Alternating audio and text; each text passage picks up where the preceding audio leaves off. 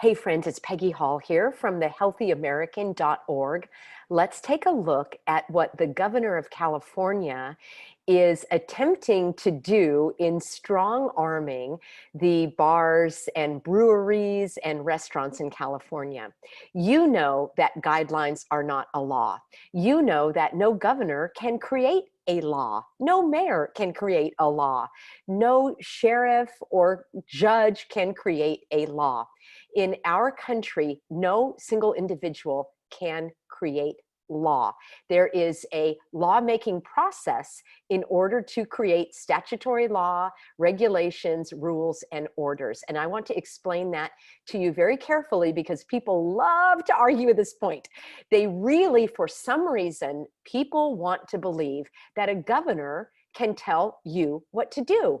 Now, maybe people want to believe that and they're sending me links and information about executive orders and all of that. The fact is, a governor can only direct the agencies and departments in the executive branch. Let's take a quick look, shall we, at some of the recent news so I can help you make sense of it, and we'll enjoy this together. So I'm going to share my screen here.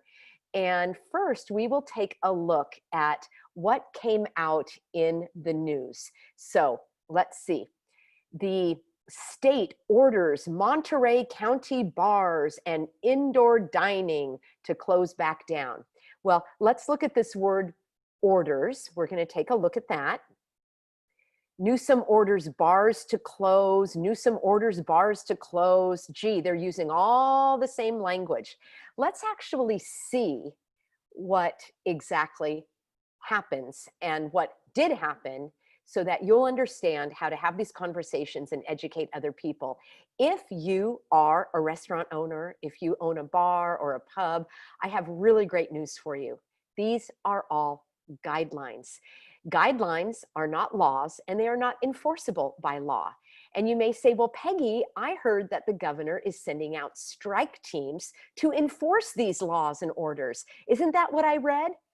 Well, let's take a look at that as well. Yes, the phrase strike team is intended to strike fear and terror in your heart so that you will abide by whatever the governor says. So let's take another look here. I'm going to share my screen and we will look to see exactly what these strike teams are doing. And let's see. Inspectors from Newsom's new strike teams order at least 12 county restaurants to close, drawing criticism. Well, let's see. There were 200 state inspectors. I'm going to explain what that means and how that fits into this, because I did a little digging. You know me. I don't trust the headlines. I like to dig a little deeper. I know you do too. So these are part of the new strike teams set up by the California governor to enforce rules. Well, you know what kind of rules they can enforce? They can only enforce rules that are on the books. What does that mean? Well, departments and agencies can create rules and regulations. And these rules and regulations are intended for the functioning of these departments. So in California, we have a department that oversees alcohol and alcoholic beverages. I want to share with you a little bit of that department and what they can do and what they can't do. And I think you'll find it very interesting to see the bait and switch that the governor is attempting to impose on people, but he is not able to do so. Here we go again. We are going to take a look at, I've got that here for you. Here it is, the Alcoholic Beverage Control, California Department. That means it is under the direction of the governor, because the governor is one of three co-equal branches of government, although I believe he tries to be more equal than others or make people believe that he has the power to order individuals to do something, and he doesn't. These executive orders can only be given to the departments and the agencies. Now, a department or agency may have a rule or a regulation or some type of authority that can compel behavior, but the governor doesn't.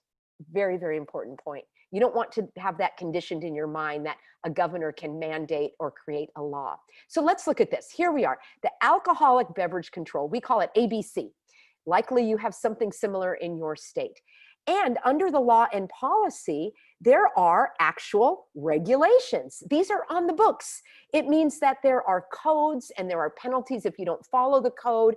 And further, all of these went through a rule-making procedure. There is actually a procedure whereby new rules and regulations are put into place. They are given a government code. They are listed in a book. There is a penalty associated if you don't follow this. So here we have, there is a rule-making process, and I just want you to know what that is like. This is going to take us to a different branch of the government, and agencies can adopt regulations.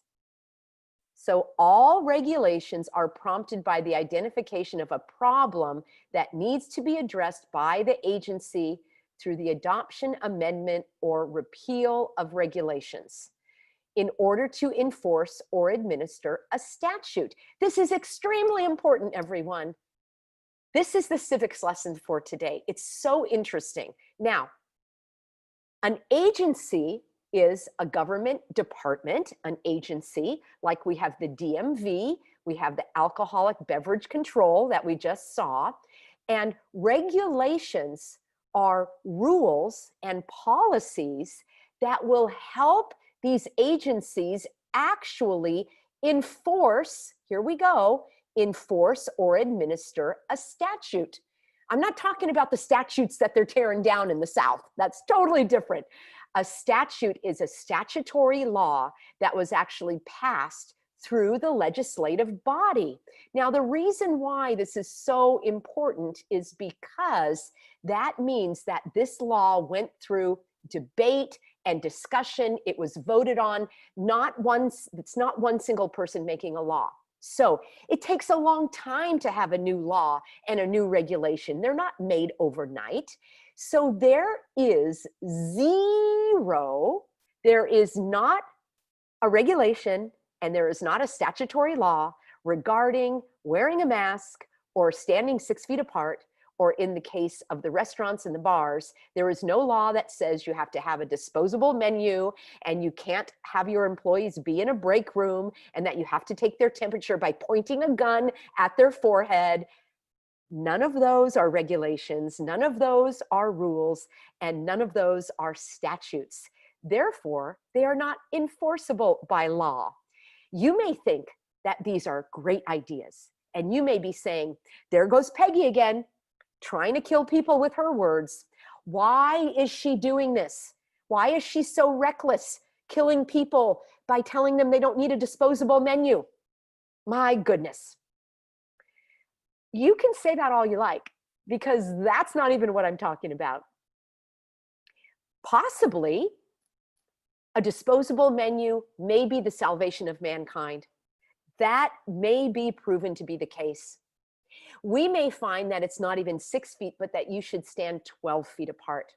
That might even be scientifically proven that you will live to be 130 years old if you always stay 12 feet apart from someone. That may be. The point I'm making, for those of you that, and I know many of you will be able to follow along, is that ideas are not the same as laws. Oh, come on, Peggy, you are just twisting the words again. Am I? Laws are the only thing that compel behavior.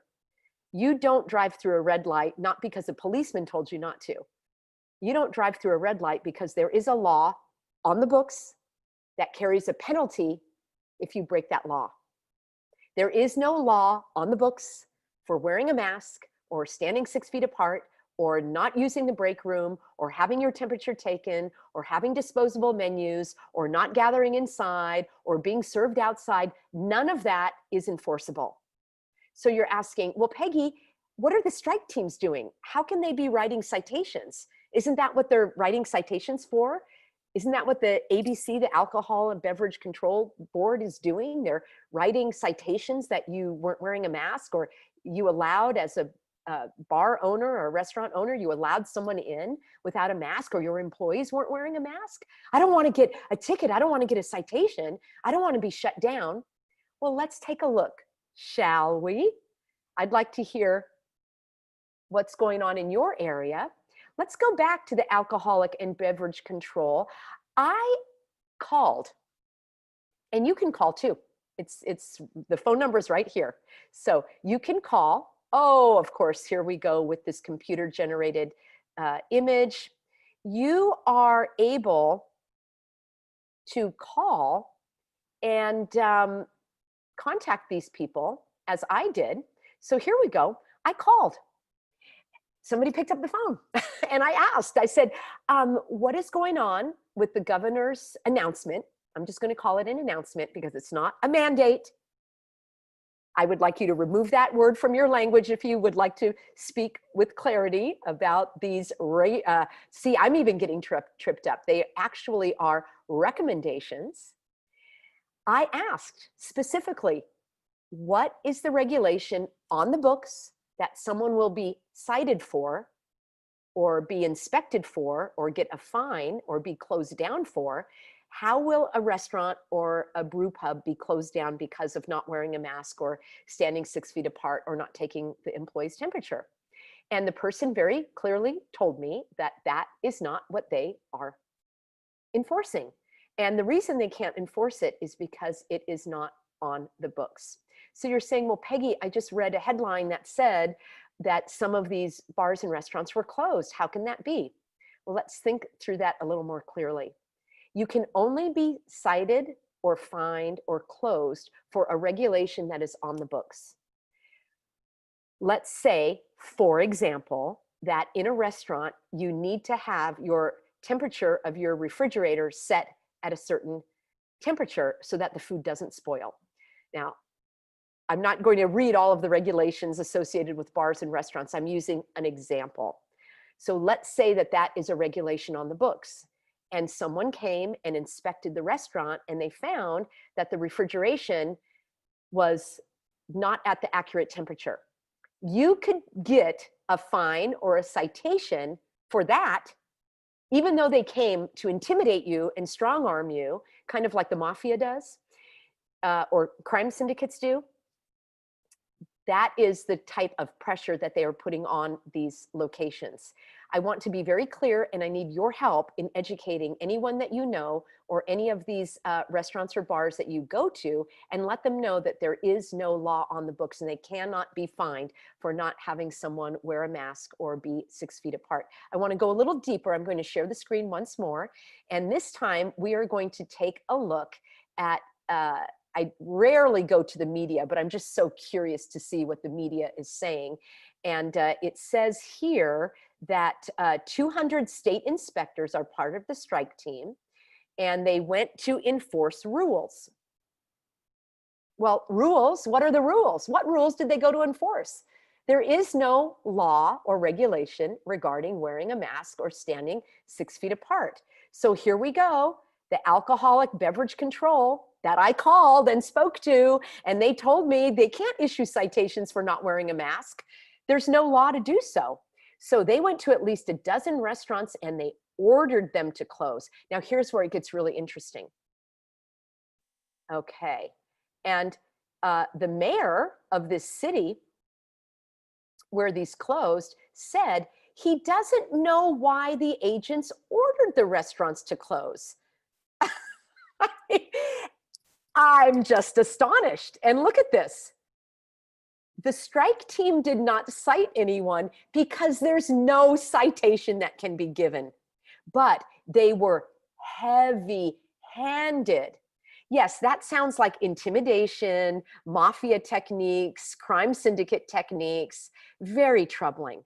Now, Constantine is the mayor here, Rich Constantine, in this city of Morgan Hill. So he's a government employee, and he says, we can't even get a hold of anybody in the governor's office, and we are the government. Constantine said. The county attorney, our city attorney have all been trying to get an answer so we can get our businesses a definitive answer. All right, let's go on. One of the restaurant owners said, it's beyond frustrating that just now they're starting to get customers back and these guys come up and say, we can't show you a rule or regulation, but you will stop this. Okay, friends, I will leave the links here in the description because I would like you to be part of our own Healthy American strike team. Why don't we have our own strike teams? And I have printouts at thehealthyamerican.org.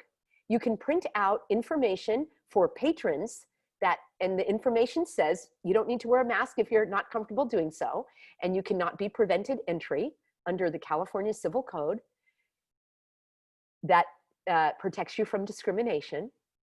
Further, another handout is for the businesses that clearly state what I've just been saying. There is no law, there is no regulation that requires you to require others, whether patrons or employees, to wear a mask or to stand 6 feet apart. It is not a law, it is not required.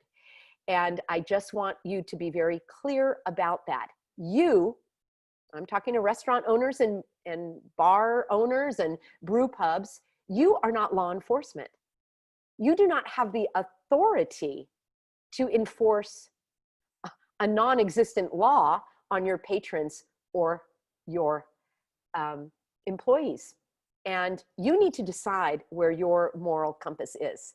You need to decide if you want to live in a society where heavy-handed strike teams are going to come intimidate you and harass you for a non-existent regulation. Now, I've taken a lot of time in this video because it's so important.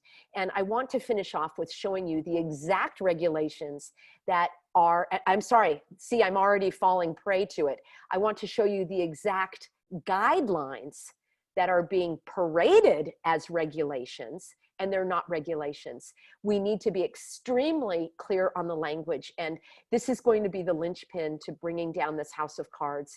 I am very, very close to some good news in this area, and I want to continue to arm you with the facts. I'm going to share the screen one more time. Let me know what's going on in your area. If you are a restaurant owner, a brew pub owner, and likely these are the very same guidelines that you are going to see in your state if you are outside of California. Why do I think that? Because this is a blueprint. It's a blueprint from the puppet masters. And, you know, our tyrant in chief, he is a placeholder. Actually, my heart goes out to him in some ways because this is a lost individual that believes that he has power, but he is being told what to do by the puppet masters. And so when they tell him to dance this way or to open his mouth and say things, he's just doing it. So this individual has like almost the least amount of power in California because he is being told what to do.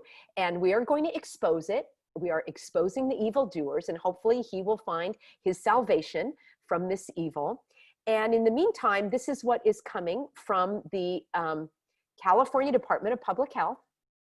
This is a department under the governor, and Cal OSHA, which is Occupational Safety and Health Administration, I also believe will be a great ally in our battle because they are required to enforce a safe workplace. And a safe workplace is unsafe if you're wearing a mask because you can't hear what people are saying. You're unable to shout a word of danger, watch out. You can't do that if you're wearing a mask. Your vision is obscured, your breathing is obscured, your mask might get caught on a piece of machinery, it might go up in flames, meaning your face goes up in flames. So OSHA is going to be a great ally in bringing down this house of cards, mark my words.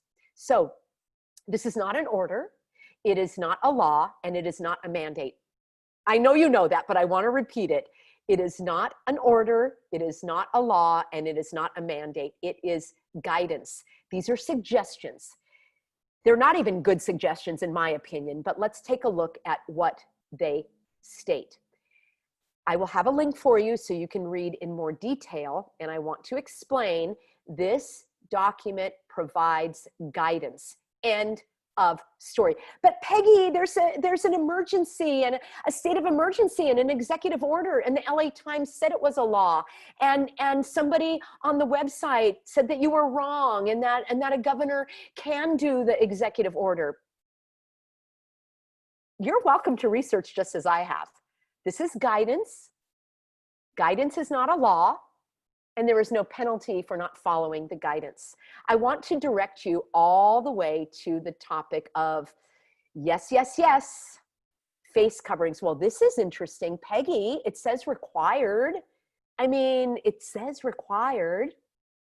Yes, they are requiring you to follow guidance. It doesn't even make sense. It's guidance. There is no law. There is no order. There is no mandate. Here is what really, really interesting. You can get all the details in the guidance, but here's what I want to show you. I believe it's on page 6.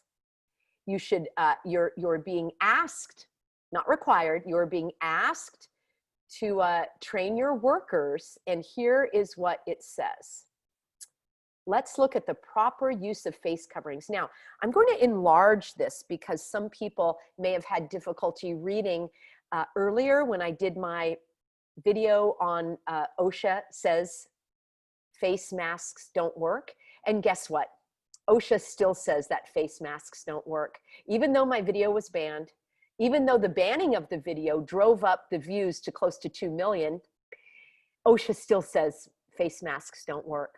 And here we go. I've got it in black and white again. Would you follow along with me to make sure that I'm reading it correctly? Okay, so you need to train, you're being asked to train your employees on the proper use of face coverings, including point number 1. Let's just camp out here a little bit. Face coverings do not protect the wearer and are not personal protective equipment. Let's break that down. Face coverings, also known as masks, do not protect the wearer and are not PPE, personal protective equipment. They do not protect you. Fact checkers, would you just read this a few times so you get it, all right? I got it. I think you guys got it. Now, it says face coverings can help protect people near the wearer, but aren't we 6 feet apart? Maybe I'm a little, okay. But the face coverings do not replace the need for physical distancing and frequent hand washing. In other words, the masks don't work. Yeah, masks don't work. I'll be having my t-shirts coming out soon. Masks don't work. Okay, OSHA says it, the Department of Health says it, the CDC says it, the WHO says it, Peggy Hall says it, okay, because Peggy Hall is reading the black and white language here. Face coverings don't work. If they did, you wouldn't need to do physical distancing and you wouldn't need to wash your hands. And if they worked, you could just wear one and be fine. Oh, come on, Peggy. Is that too much to ask? How selfish can you be? Don't you care about other people? Is being selfish against the law? Can you please show me that regulation since we're on the topic of laws?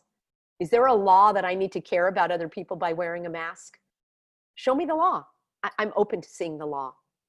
I show that I care by hugging people, by spending time with people in close proximity.